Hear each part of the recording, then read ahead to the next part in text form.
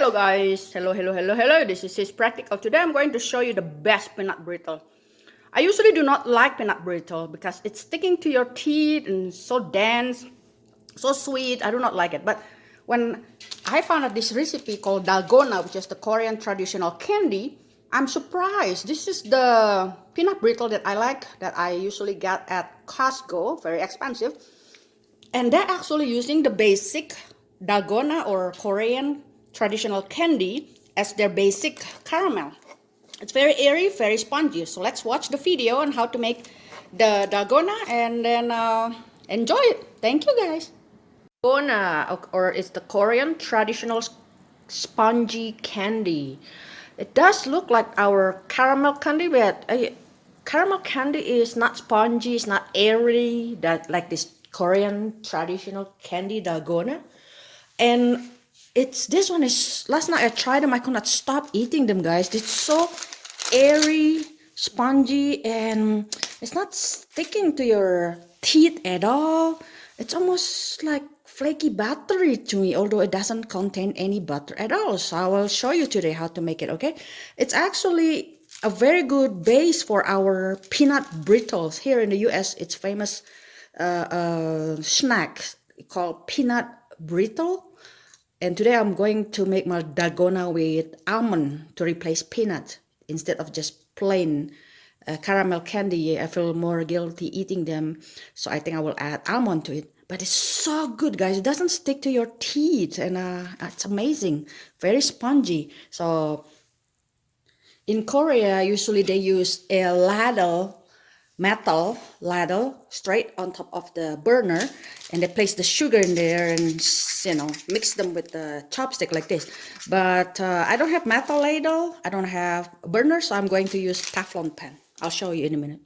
On the Teflon pan, I will place a cup of granulated sugar on a low, about medium low, and make sure that by the time they're a little bit melting, you place them on low, otherwise it will be too burnt, too bitter.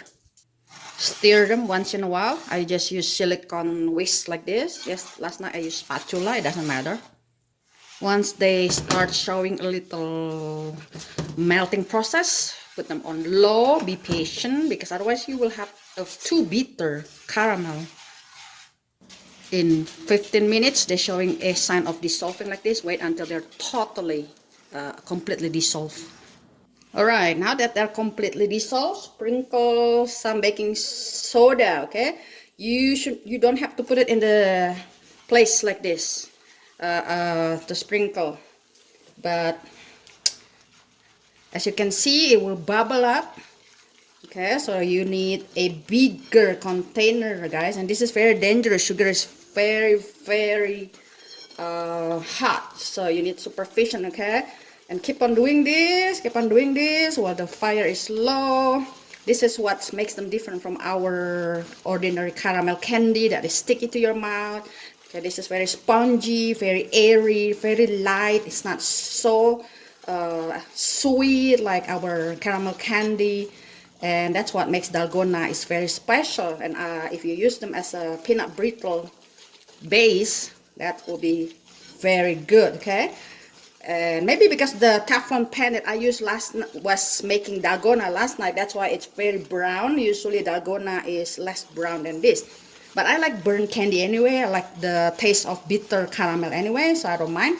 And then once you have a desired bubble you want, okay, the more you do this, the more bubble you will create, the more airy. Then it's a time for you to put them in a mold. I will just use a parchment paper on the baking sheet like this, okay, that I prepared. Or you can also use any type of mold you want. Some of them making into shape. I don't need to make it into shape. I will just break them later. And this is the time when I make it different from the traditional Dalgona, which is no nuts. Okay, so I just put some nuts. This time I just put almond, and this process has to be really quick, otherwise it will be tough very soon. And before they are completely dry, I'm going to sprinkle some sea salt to make them unbearably addictive, okay? So nobody can stop eating them. And then when they're colder, I'll break them apart. Okay, folks, my dalgonas is done. The traditional one, as you can see, and the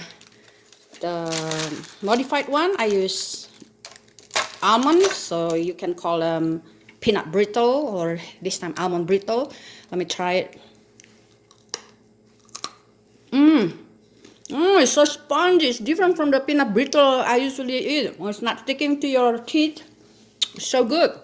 Just the right taste of bitterness from the burning caramel. And so spongy. I understand now. This is the Costco peanut brittle that I like. What brand is that they get it at Costco? This is the way they make it, so airy, so spongy. And if you add nuts into it, it makes it way better, creamier, like you put a lot of butter in it. But actually, as you can see, I do not put any butter in it. So you guys, this is also Dalgona recipe, okay? And this is also peanut brittle recipe for you. Enjoy and have a great day. Happy holiday. Bye bye.